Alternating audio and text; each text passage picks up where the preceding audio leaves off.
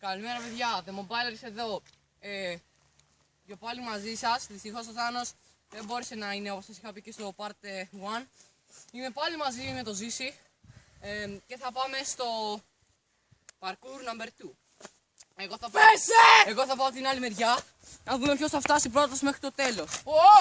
Η διαδρομή έχει ως εξής. Αλλάζουμε έτσι όλη την ώρα, εντάξει, μέχρι να φτάσουμε. Κάμεραμαν, θα μπορούσες να δώσεις την εκκίνηση?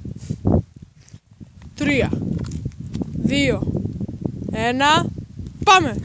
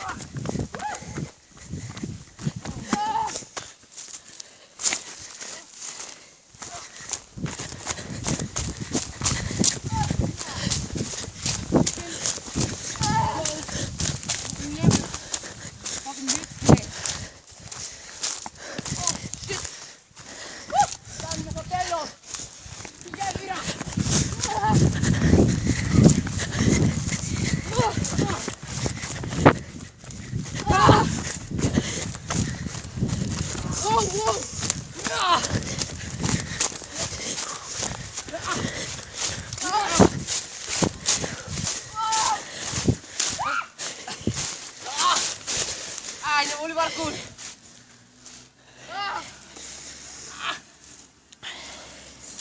And I am the champion. You are the loser. This is KT. The Mobilers σοβαρίζουν.